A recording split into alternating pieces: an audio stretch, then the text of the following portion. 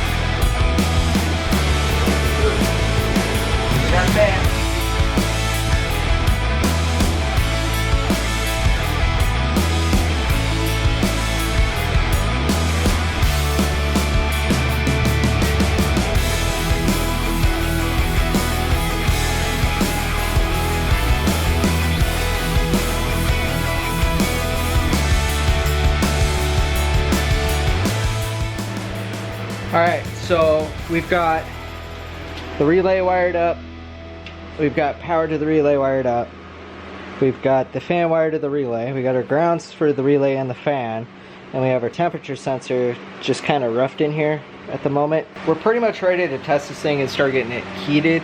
I do want to double check a couple things like the primer for, we gotta check the priming for the fuel system one more time just because some things have changed. Make sure everything's happy, make sure it builds pressure, double check a couple things, and then from there we should be able to put our funnel on it, our radiator funnel, and start bleeding out the air in the cooling system. Yeah, just there's a bunch of checklist stuff that I got to do in my head. So going over it. Hopefully we'll be running and cooling very, very soon here today. Alright, so we kind of went through and did a bunch of stuff. Went to test fire the car and the car doesn't start because the battery's dead. It's got 10 volts. So we went and bought this Schumacher battery charger. This is a 6 amp battery charger. I got it for 50 bucks at AutoZone. I went in there and I was ready to buy a 3 amp battery tender unit for 67 or something like that. And they had this thing 15 bucks off and it's twice the power. Sold. Sometimes there's just only one way to do it. Sometimes you just gotta use old-fashioned jumper cables.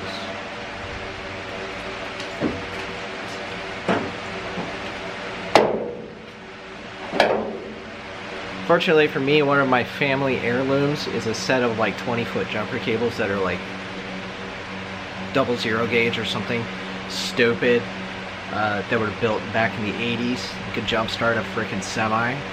So this will come in handy because now I can just flip the RSX around, run the RSX, charge it. from there. 3 hours later. Can you move it along? I'm all out of time cards. So I'm just gonna say it right now. Schumacher Electric 6 amp smart charger. Stupid. It wouldn't detect a charge. The battery was at 10.3 volts. I was under the impression maybe, just maybe, we had to get a little closer to 12. So I spent the time using the RSX in the truck to charge the damn battery up to about 12 volts, just so that way it had some sort of service charge kind of thing to it. Then connected it and it would work. Nope. So I just took it back and I bought a 3 amp battery tender brand battery charger. It just finished. Apparently it's done. So yeah, consider that when you go purchasing things. Apparently the battery's charged now. Let's see how much of that is true. Oh, it's not connected to the car. Ah! Alright, battery connected. I had disconnected it because I thought maybe that was a factor. Now, let's try this again.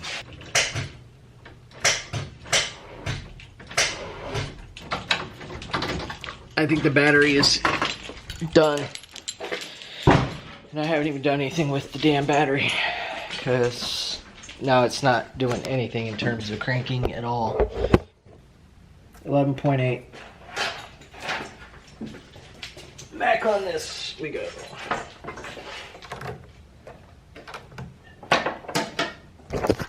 Just more shit to go wrong on this. All it did was, I mean, it sat on the ground, but still. I'm gonna call it a night here. We'll pick back up tomorrow or during the week or whatever.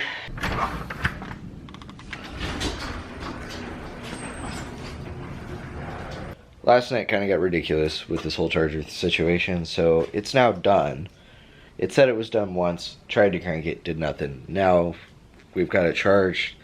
Now we need to try it again. So I'm gonna pull this thing off, check the voltage, and see what's going on. 13.1 looks right. Let's see if let's see if it does something.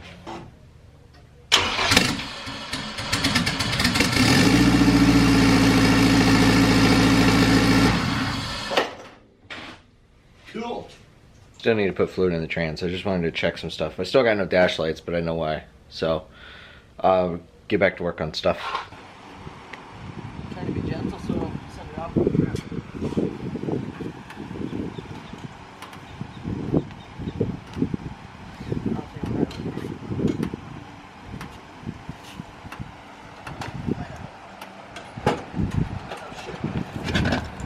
Okay, put that there. Yeah. I had no brakes.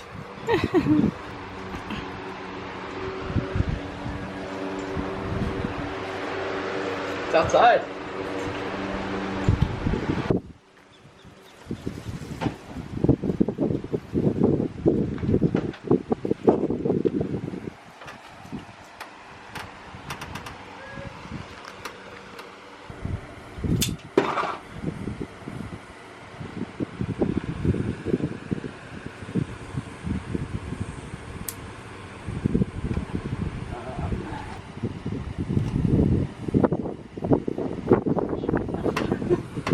We're not going to talk about what I just did.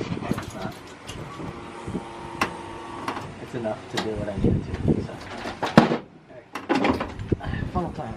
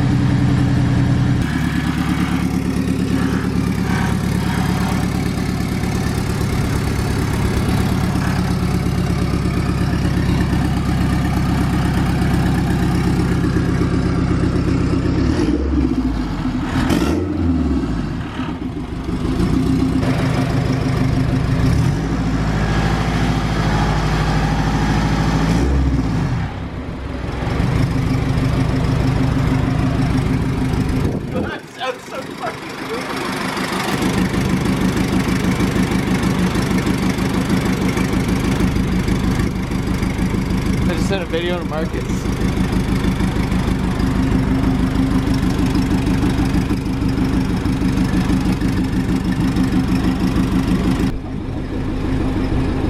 Do me a favor. Go look at the radiator, see if the fan's moving. Not yet. Oh, I can't. I couldn't tell. Okay. So the fan's supposed to be going? I need to see at what point it's supposed to kick on, because I don't know for sure. You could set it. So.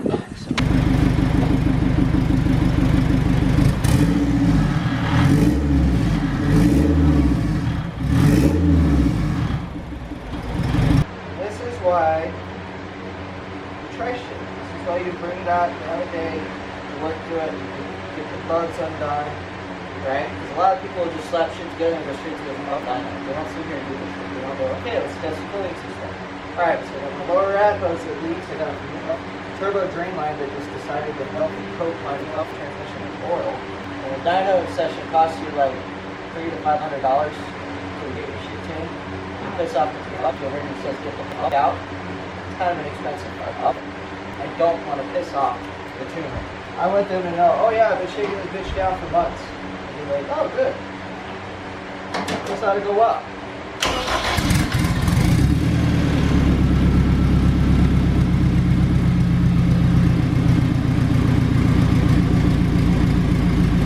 It's not gonna rip the piss out of it.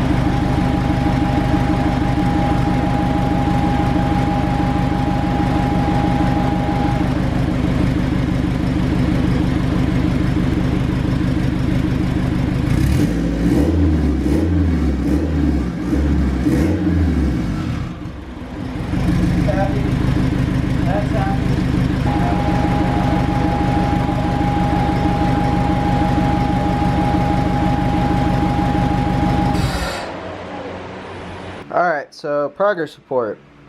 The battery is good now. I was worried about that. Lower hose leaks a little right here. Lower hose leaks a little right there. Turbo drain leaks a lot there and a little bit on the pan side. Our fan was struggling to figure out how to run, and I realized that's because my understanding of how it worked was completely backwards. We fixed that, so we now have the fan working properly from the ECU. Next we have to get it working from a thermo switch, because apparently this is the way you do things on data. Car's happy so far. I did get some brown junk in the coolant or the water, but I think that's from the cylinders. The cylinders on this motor weren't exactly clean in terms of the block, like in the inside of the block. I don't think it was oil. Hard to tell if it was oil. There is some residue on the inside of this little thing here, but there's no reason why it should have been. It wasn't like it was under boost and it lifted the head or anything. I can't think of a single reason why the coolant passages would have mixed other than through the coolant block at the front right here, this guy, but that was adequately stuck on when we did everything. So we'll have to monitor that, keep an eye on our I'll check the oil here soon to make sure that it didn't bleed through. That would be pretty bad. So we'll double check it here in a little bit. Probably tomorrow. It's really hot today, and I'm ready to check in. So we'll pick this back up later. It's the next day. We're roasting a little bit right now, but it's okay. So yesterday we left off with the water situation. We pulled a sample, and we've let it settle as much as we can. You can see there's some gunk there, but if I set you down, kinda.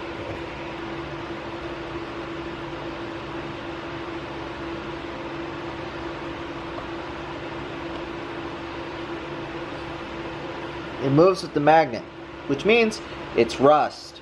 If this was oil, it would not be able to mix. It would separate. Or if it did mix, it would be milk. It'd be like a milky solution. So this is rust water, which in some situations, in some conditions, people would be like, oh, hell no. However, in my situation, I will take it because having water that is oily is far more detrimental than water that is rusty. We can deal with the rust. I kind of knew that that was going to happen. I'll put a picture of what the inside of the cylinders looked like when we started this build. My research back then, when I did have the head off, there was nothing you could do until the engine is sealed, because you have to run a solution in there and it has to heat and agitate and flow in order to loosen it up. So you do that, run it for a couple days, purge it. CRC makes a solution for this, and I forget what it's called, but you put it in, you do exactly that, and it'll get rid of it. So we'll do that later on, but right now we got a clutch line to install. And you know, one of the things I want to mention as we pull up these next bits of parts here is we're not sponsored. None of this stuff is sponsored by anybody except myself. I pay for all this stuff. Just keep that in mind as we move forward. That being said, I would like to show you some of the new goodies that we've got here in my hand. In order to get our clutch working, we need to have a special cable that goes between our master cylinder and our slave cylinder, right?